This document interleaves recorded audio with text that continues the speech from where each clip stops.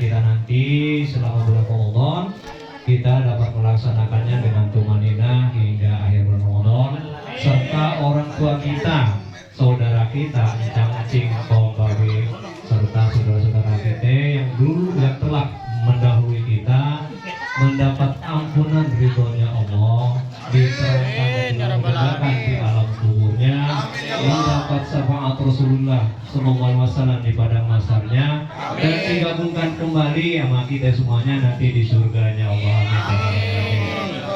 Dan yang terpenting juga, yang kagak kalah penting juga, bahwa saudara-saudara kita,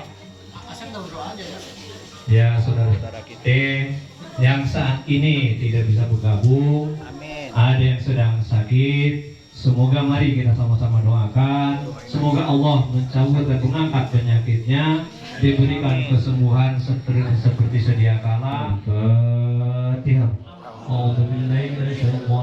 Bismillahirrahmanirrahim. Alhamdulillahirabbil alamin. Bismillahirrahmanirrahim. Qul huwallahu ahad, Allahu samad, lam yalid walam yulad, billahi wa malaikatihi wa rusulihi la nufarriqu baina ahadin. Rabbana wa la tahmil alaina isran anna waghfir lana warhamna إن عبدنا وأمهاتنا وزادنا وزادتنا ونسبب ولأجل اللهم اغفر لهم وارحمهم أنت مولانا تنصر على القوم ويكافئ مزيدا يا ربنا